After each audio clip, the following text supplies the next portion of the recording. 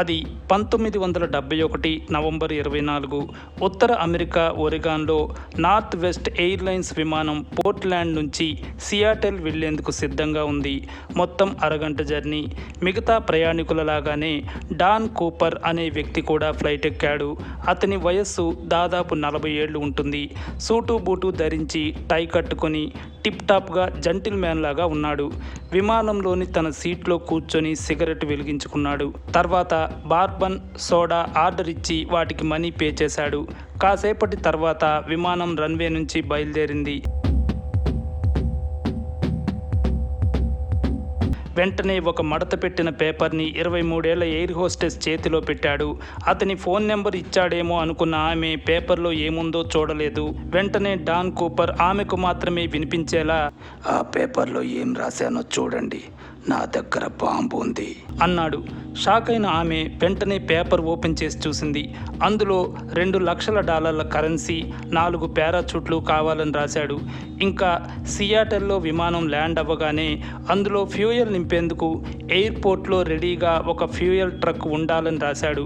$2 లక్షల అంటే ఇప్పటి డాలర్స్ ప్రకారం $15 లక్షల, ఇండియన్ కరెన్సీలో 1253 కోట్ల రూపాయలు. డాన్ కూపర్స్ డిమాండ్ విని బెత్తరపోయిన ఆ ఎయిర్ హోస్టెస్ వెంటనే వెళ్ళి కాక్పిట్లోని కెప్టెన్కి చెప్పింది.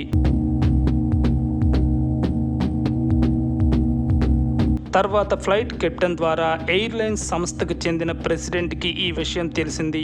కొన్ని నిమిషాల తర్వాత డాన్ కూపర్ చెప్పినట్లు చేయడానికి ఆ ప్రెసిడెంట్ ఒప్పుకున్నాడు. అయితే ఈ హైజాక్ కారణంగా విమానాన్ని టైం ప్రకారం సియాటెల్లో ల్యాండ్ చేయలేదు. కాసేపు ఆకాశంలో చక్కర్లు కొట్టించారు. దాంతో విమానంలో మిగతా ప్రయాణికులు ఏమవుతుందో అర్థం కాక ఆలోచనలో పడ్డారు. మెకానికల్ డిఫికల్టీస్ వల్ల ల్యాండింగ్ ఆలస్యమవుతోందని చెప్పారు. సాయంత్రం 5:39 అయింది. విమానం ల్యాండ్ అయింది. కానీ ప్రయాణికుల్ని దింపలేదు. ఇంతలో విమాన సంస్థకు చెందిన ఒక ఉద్యోగి ఒక బ్యాగ్లో కరెన్సీ కట్టలు, 4 పారాచూట్లు తెచ్చి డాన్ కూపర్కి ఇచ్చాడు. ఆ తర్వాత కూపర్ ప్రయాణికులందరూ కిందకు దిగేందుకు అనుమతిచ్చాడు. అలాగే 2 ఎయిర్ హోస్టెస్ని కూడా దిగమన్నాడు. తర్వాత విమానానికి ఫ్యూయల్ ఎక్కించడం ప్రారంభించారు.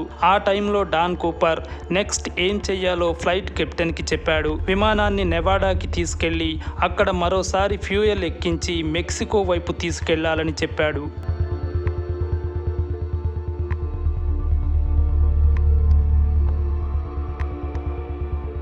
కూపర్ చెప్పినట్లే విమానాన్ని నెవాడాలోని రెనో ఎయిర్పోర్ట్లో ల్యాండ్ చేశారు. ఆ విషయం చెబుదామని చూస్తే విమానంలో డాన్ కూపర్ కనిపించలేదు. అతని కోసం విమానం మొత్తం చూశారు. ఎక్కడా లేడు. అతనికి ఇచ్చిన మనీ బ్యాగ్, పారాచూట్లు కూడా లేవు. ఇలా ఎలాంటి ప్రాణహాని లేకుండా ఈ హైజాగ్ ఎపిసోడ్కి ఎండ్ కార్డు పడింది. మరి కూపర్ ఏమయ్యాడు? ఓ అంచనా ప్రకారం సియాటల్ నుంచి విమానం బయలుదేరాక నెవాడాకి వచ్చేలోపు మధ్యలో ఎక్కడో కూపర్ కిందకు దూకేశాడు. ఇందుకోసం అతను విమానం బ్యాక్ డోర్ ఓపెన్ చేశాడు అనుకోవచ్చు. కానీ అతను ఆ చీకట్లో ఎక్కడ దూకాడో ఏమయ్యాడో తెలియలేదు. ఆ తర్వాత అమెరికా ప్రభుత్వం అతని స్కెచ్లు రిలీజ్ చేసి చాలా సంవత్సరాలు వెతికింది.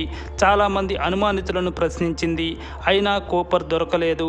అతనికి ఇచ్చిన కరెన్సీ ఎప్పుడైనా ఎక్కడైనా చలామణిలోకి వస్తుందేమో అని కూడా వెతికింది. అది జరగలేదు. పారాచూట్లు దొరకలేదు. ఇక ఆశలు వదులుకుంటున్న సమయంలో ఓ కీలక క్లూ లభించింది. హైజాక్ ఘటన జరిగిన దాదాపు 9 ఏళ్ల తర్వాత 1980లో ఓ కుర్రాడు తన కుటుంబంతో వాషింగ్టన్లోని వాంకోవర్కి వేకేషన్ కోసం వచ్చాడు. అతనికి కొలంబియా నది పక్కన కొన్ని కరెన్సీ నోట్లు కనిపించాయి. అవి చిరిగిపోయి ఉన్నాయి. వాటిలో సీరియల్ నంబర్ల ఆధారంగా అవి కూపర్కు ఇచ్చినవి అని అర్థమైంది. వెంటనే ఆ చుట్టుపక్కల అణువణువు గాలించారు.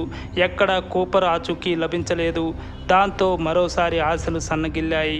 అయితే 2017లో ఒక పారాచూట్ స్ట్రాప్ దొరికింది. బహుశా అక్కడే కూపర్ దిగి ఉంటాడనే అంచనా ఉంది. కానీ అతని ఆచూకీ దొరకలేదు. ఈ ఘటన తర్వాత ఇలాంటి హైజాక్లు జరగకుండా అమెరికా ప్రభుత్వం సెక్యూరిటీ మెజర్స్ బాగా పెంచింది. అయితే కూపర్ హైజాక్ ఎపిసోడ్ మాత్రం చరిత్రలో ఓ మిస్టరీగా మిగిలిపోయింది. ఇప్పటికీ ఈ కేసు ఇన్వెస్టిగేషన్ని FBI యాక్టివ్గానే ఉంచింది. ఎందుకంటే అమెరికా విమానయాన చరిత్రలో సాల్వ్ కాని ఏకైక కేసుగా ఇది మిగిలి ఉంది. ఈ కేసుపై మీకు ఆసక్తి ఉంటే, లోతుగా తెలుసుకోవాలి అనుకుంటే FBI కేస్ URL లింక్ ఈ వీడియో కింద డిస్క్రిప్షన్లో ఇచ్చాను. Thanks for watching this video. Have a great day.